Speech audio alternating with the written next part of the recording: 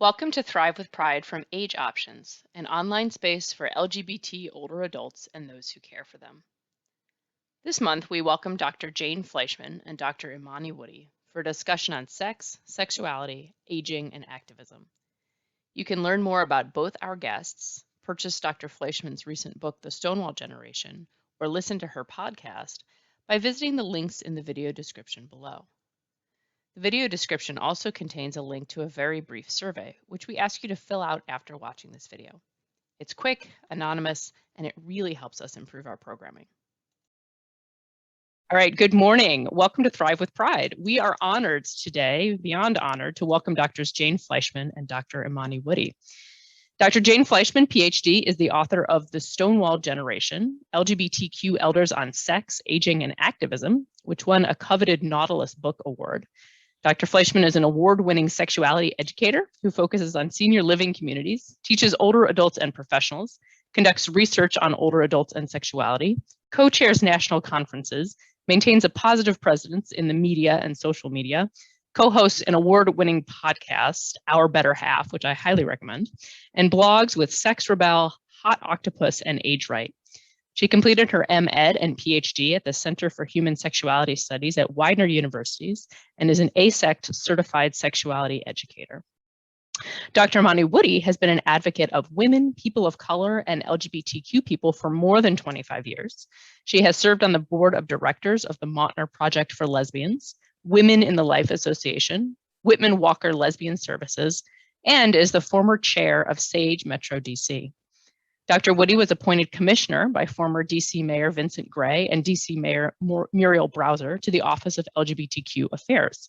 She was recently appointed commissioner by Mayor Bowser to serve on the Global Age-Friendly Task Force.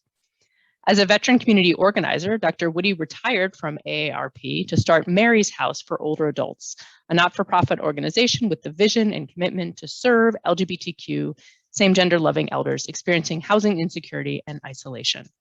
Dr. Woody has a PhD in Human Services, specializing in management of nonprofit agencies, and a Master of Human Services degree from Lincoln University, and is a graduate of Georgetown University's paralegal program. She is also the program officer for the 50+ Ministry of Metropolitan Community Churches and serves on the board LGBT and serves on the board LGBT Technology Institute. And as of today, she is a winner of the AARP Purpose Prize, which honors extraordinary people ages 50 and older who tap into the power of life experience to build a better future for us all. So with no further ado, please help me welcome Drs. Fleischman and Dr. Woody, who will be in conversation with us today. Fantastic. Thank you so much, Kate. And thank you all of you for being here. I'm so excited. One of my favorite audiences is talking with people who've been there, who've been through this, and who, when Imani and I talk about the history, will have your own stories to share. And I hope you do, I really do, because I think some of what we're going to talk about today really, in terms of the history, still lives in us, right? We've still got to fight a lot of these fights. And if you've got stories to tell us, we would love to hear them. You know, I met Imani, I'm so thankful to have met her about 5 years ago when I was just beginning my journey of writing this book. And Kate's been so kind to talk about it. And I'm going to read a teeny bit from it. I'm going to talk a little bit about the history, and then I'm going to turn it over to Imani to talk about really what struggles continue today. And then we're going to just have a conversation with you all, we hope. We would love to hear from you. So don't be shy, okay? So the first thing I want to say is, in the Stonewall generation, coming out took courage. It was a turbulent time. It was a time of fear, a time of secrecy, where intimate lives were hidden in the shadows. And yet, in the midst of it all, the Stonewall generation, this is our generation, has continued to fight for freedom, for rights, for love, and yes, for sex. And in my book, 9 LGBTQ fearless elders, people like the woman you're meeting today, Dr. Imani Woody, share their stories of sex, activism, and aging. And I'm going to tell you that I'm a sex educator, so I'm interested in sex, but I'm also an activist. So I'm interested in politics and organizing, but I'm also old. I'm an old lesbian. So I'm interested in how ageism affects us. And so the stories in my book are from people you never hear about, because the story of Stonewall and the story of the Stonewall Rebellion has been pretty much whitewashed and male dominated. And the people in my book are Black and Puerto Rican, they're ex-prisoners, they're trans, they're bisexuals, they're leather men and lesbian activists, they're same-gender loving women. And I chose this group as a way to overturn that whitewashing of the early, what we used to call gay rights movement. Because I wanted readers to learn not just about the oppression and repression, but the joys and the pleasures of being who we are authentically. Because after all, the Stonewall Rebellion was not just a moment that gave us same-sex marriage, right? I've been married to my lover 3 times. That's a different story you can ask me about later. But I don't really even believe in marriage. It was like that institution I didn't have to have anything to do with. But the gay rights movement didn't just give us same-sex marriage. What those brave elders fought just as hard for were the right to love, to dance, to kiss, and to go home and have sex with the chosen person that they'd like to be with. So I learned so much writing this book. I had just finished my doctoral dissertation on older adults in same-sex relationships and sexual satisfaction, and it was really interesting. But I longed for the stories behind the numbers. And so when I crisscrossed the country meeting people like the woman you're going to meet in just a moment, you get an opportunity to really hear in their voices the stories that they wanted to tell. And I made it really clear to my editors that I didn't want to homogenize the language. I wanted everybody's language to be their own language.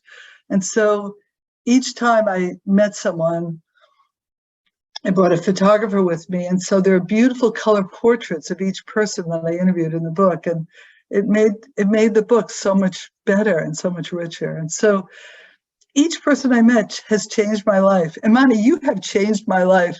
And I'm hoping that they can change your lives as well. So Kate, can I read a little something, or would that be okay? So for those of you who remember back in the day, if you went to the bar, the raids were common, right? And they were frequent. And paddy wagons were pretty commonplace. So, and that night of June 28th, 1969, nobody really knows what happened, right? There's all this stuff, who threw the first brick? I'm not sure there was a brick. It might have been who threw the first beer glass, but I have a theory that I write about in the book. So I wanted to tell you a little bit about that and bring you back to that time, okay? So sit back and just kind of take a moment with me to reflect on this. The police were always around, the paddy wagons were around, yet something different happened on June 28th, 1969. On that night, 2 cops raided the bar at first. Deputy Inspector Seymour Pine was trying to end cooperation between the mob and the police, which is why there was no forewarning. Then a whole unit of cops raided the bar. Why so many? The plan was to take all the alcohol and make arrests, which required police vans. But once the raid started, a crowd gathered in the little park in the street, across the street from the Stonewall bar. Someone threw a bottle, someone else started shouting. The events of a chaotic late-night raid, an event that was all too common at that time, will always be hard to pinpoint exactly, even more so when records of that time were not kept.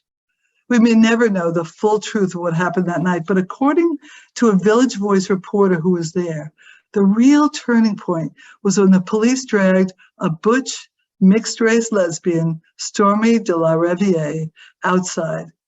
And because the van was already full, they pushed her into one of the squad cars, but she got out 3 times and tried to run back into the bar. Finally, one of the police pushed her back into the van and she yelled out, "Why don't you guys do something?" It was as if her question ignited the crowd. Gay men, lesbians, bisexual people fighting back, drag queens, butch lesbians leading the charge, proclaiming their identity. Not what anyone would have expected. At one point, the police were barricaded inside and couldn't get out because there was no rear exit, and the front door was blocked by the crowd from the street. Hours passed, and more people piled into the street. Fortunately, no shots were fired. The police never took out their revolvers, or casualties would have been rampant. When the drag queens got into the vans, some of them created a kick line, others chanted for their rights, and activists from other parts of New York joined in solidarity. The riot lasted for a few nights in a row, died down, then flared up a few days later. Stonewall was not just a riot in the streets. Stonewall marked for many the bold beginnings of a militant resistance after many years of criminalization, stigma, cruelty, and hiding.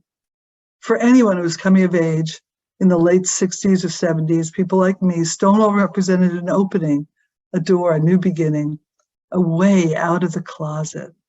That first night of Stonewall, it wasn't a pre-planned event. It was one of those spontaneous moments where all the pieces just fit. And so I'll stop there. And if we have time later, I can, tell you a little bit more of other parts of the book. But I wanted to, before I get too long-winded, because I can talk, and I wanted to turn it over to my dear friend and colleague, Dr. Imani Woody. And just first of all, before you even start, congratulations! I'm so excited. Thank you. I appreciate that. And understand this award is for me as Purpose Prize winner, but it's also for the work that I have a village. Mary's House for Older Adults is a village, and actually has the villages at Mary's House to support us as old lesbians, as old gay males, as old trans folks, as old non-binary people. So it was not a one-person send-off, but I'll be the stand-in, and I'll be the stand-in. So thanks, Jane, for inviting me. Kate, thank you so much. I appreciate this. Oh my God, this is just awesome. This is the best. I love to do this the best. And so I'm happy being here. I'm happy, Jane, that you got me to do that book. That was some fun time, wasn't it? Oh yeah. Yeah, that was awesome. You all, if you have not gotten the book, go get the book. It's some amazing stories in there. Okay, so I'm going to do a little history about me. So when I was a girl, I didn't know that there was a choice to love a girl. I had no idea, right? But I was an equal opportunity kind of love person. I had a crush on Danny. I remember this guy who was Asian, and I had a crush on Mary Jane. I mean, I had crushes. I was just a girl, had crushes all over the place, right? But my best friends were girls, and I just loved that. I remember though, I think I might have been in junior high school, and I wrote this poem, and my dad found this poem. And he said, what the what? And the poem was about one of my classmates' big breasts. And I wrote this poem. I was a prolific writer even then, and I wrote this poem. My dad said, what is that? I said, well, we're supposed to write poems on body parts, some kind of tale I told him, right? Because I surely couldn't say, I'm fiending over this girl's chest, right? So but I didn't know that there was no language for me to talk about this. So I didn't know. So I married twice before I got it right. I married two men before I got it right. And I'm now married to the love of my life. And like Jane, we've had three ceremonies of sorts. We moved in Y2K. We were dating 5 years before that. We moved in 2000. We had a holy union with both of our ministers in 2005. Marriage became legal in Washington, D.C. in 2010, and we got married. So that whole love thing made its way 3 times for, and you are probably, many of you may have that similar story. But what I think now is that we didn't have the language or the opportunity. We didn't have words like non-binary, because I think I share this in the book, Jane, that at the time I think all women are lesbians, because how can't, if all people are heterosexual when they're born, all women are lesbians until they make another choice. So that was my thing then. But what I now think is that it's a continuum, right? Mhm. That's what, when we talk about sexuality, I think it's a continuum in sexual desire, because I did not become a lesbian because I hated, I'm not gonna say, I'll say, because I hated sex with men, hated dick. No, that was not it. What my thing was, is that my biggest organ got its resolve from women. That was the thing, right? So there's that. And so when we talk about uh, just being gay and old, and I'm using gay as an umbrella term, what I say is LGBTQ, SGL, same gender loving people. Same gender loving is a term many Black folks use, because back in the day, being lesbian or gay did not resonate with a lot of Black folks, because it was Greek-based, European-based, right? It didn't say, it didn't make, they didn't feel it. And so when you, and so when I use it now, old Black folk know I see it, I see them. And, you know, I believe if you don't speak it, it falls into the default. That's why we have BIPOC. That's why Black Lives Matter. But that's conversation for another time. So it's hard being old and gay, right? It's for me and some of the people that that I work with, right? It's hard being old to go into a facility and you don't know, or go to your doctor's office, and the women out here, I know that you can, maybe this resonates with you, from time immemorial, when you talk to a doc, it's like they're looking through you, you know nothing. Don't get old, don't go in there with gray hair and don't know anything, I mean, and be female. But the brothers are telling me the same thing, that, you know, the older you get, the more you got to stick out your chest. One of the reasons I went back to school to get the PhD is because I want folks to come correct. Dr. Woody don't, you know, and I'm still paying for the school loan. So until that's paid off, like 40 years from now, I will call me Dr. Woody. So there's that. So it's hard to be, you know, it's hard being gay. It's hard having having those two intersectionalities be with you.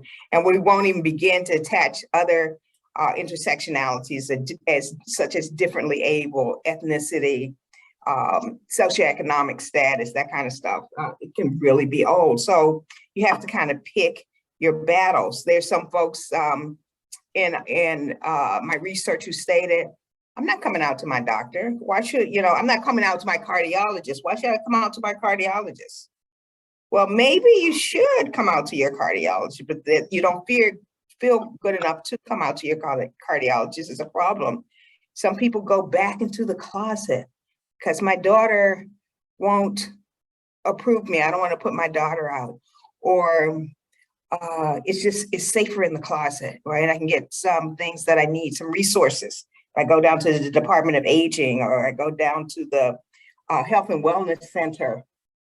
If I pass, I'll be better off, right? So the perceptions and the reality of being harassed and discriminated against still exists. And lots of people are working really hard to change that. And many of us during the pandemic, if you're my age, that was some scary stuff. I was scared to go out because I take my old butt down to the hospital and I'm suffering. I may have COVID, and then there's someone that's 30 that's suffering the same way, and there's only one defibrillator. Who's going to get it? There were a whole lot of ethical dilemmas like that. There were, as you may remember, there was there were governors, there were people in lead places saying, old people should take one for the gipper, or take the hit. And, you know, just make sure that the young people get served. What kind of madness is that?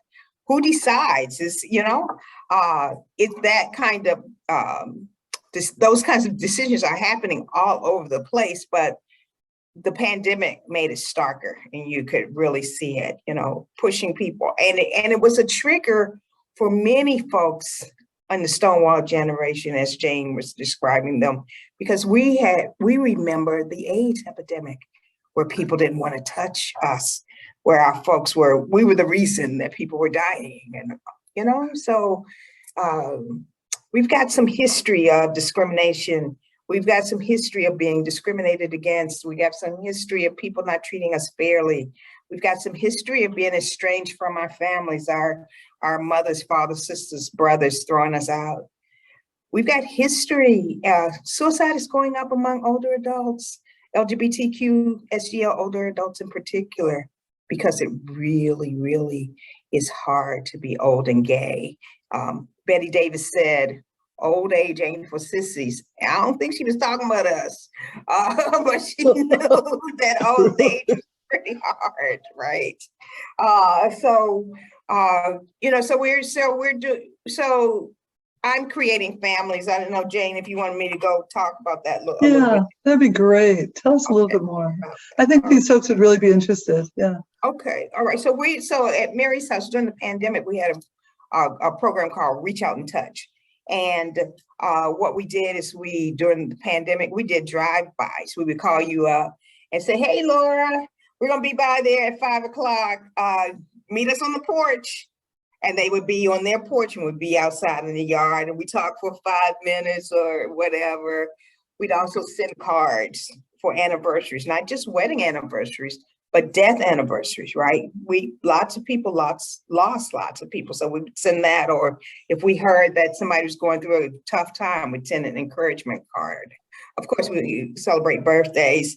We did PPE and we did food. There are a lot of people who were having problems with getting food. So we did drives to have food cards, which were wonderful.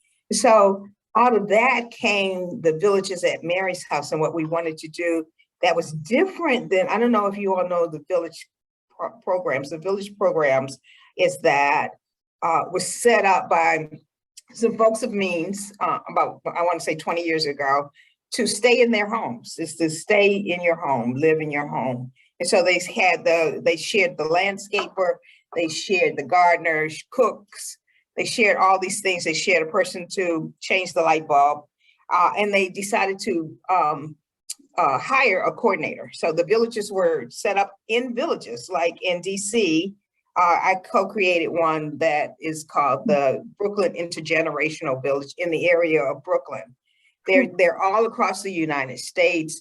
I don't know if Kate can look this up, but there's a village network in California that is a main village network, so that you can, I think it's called the Village Network if you want to learn more about it. But we kind of turned it on its head because we're doing the Villages at Mary's House, and our main focus is to call you every day at the same time of the week, just to make sure you're okay. Because the second part of me wanting to create a Mary's House, a place, is that a gentleman in our network, Jewish guy, in a Bethesda or Chevy Chase, which are kind of wealthy suburbs of DC, he died and he was found 5 days later in his house. And we hear that, right? That folks are being found later. And what we know is that everybody's surprised, but nobody has seen him around. So that meant he had stopped playing canasta, stopped going to the movies, his friends stopped calling. And all of us during the pandemic, we know how isolating it can be, right? If you don't call folk, how isolating you can get. Well, this happened to this guy. And so we hear it. So one of the things that we want to do is on the Mary's House for Older Adults Watch, somebody's calling you. If you don't pick up that phone on the agreed upon time, we'll call in one more time. On the third time we don't get an answer, we call your contact that we have and say, have you seen Jane? I haven't seen Jane. Can you check on her? Because we talk every day, every Tuesday at 10 o'clock, right? And what our niche is, because lots of organizations have tried this, what our niche is that it's not going to be a staff person that calls you. It's going to be a friend. So we're talking about 3 to 6 degrees of knowledge here. So for Jane to be called, she'd have to be referred by someone who was already in our system and that knows her. So, and that's what is happening. We serve maybe 50 to 100 people, and but they all are connected, which means everybody in our network is connected at least by 6 degrees. Like somebody's heard of Jane in Philadelphia that's on Mary's house, and that person could call Jane. Or you know, it could not be a stranger, which means that Jane can say, you know what, I couldn't get my prescriptions today. Or you know what, my food stamps ran out a little early today. Or you know what, I really need to get to the voting. I'm feeling down, or I'm just feeling down. Like I might say that to a person I know, but not to a stranger. Exactly. I love that, Imani. That's so great.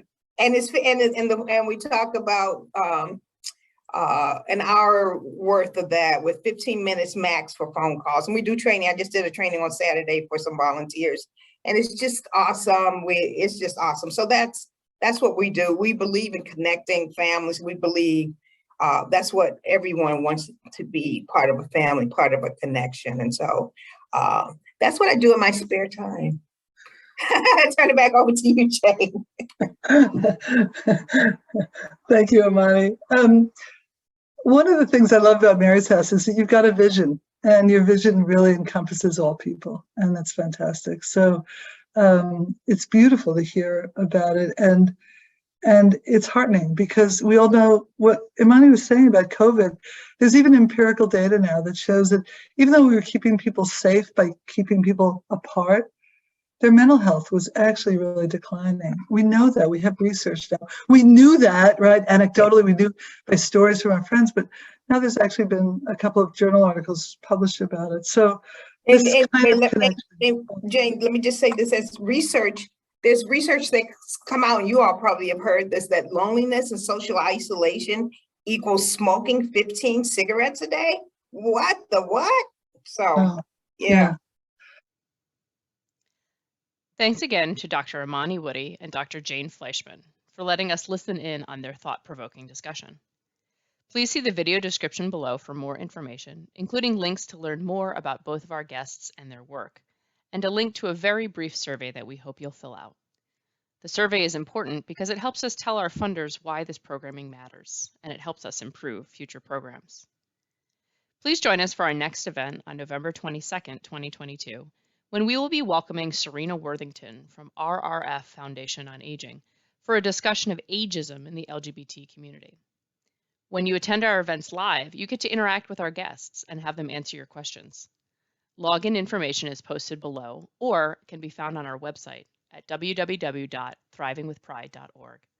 Thanks for watching. We hope you'll join us soon.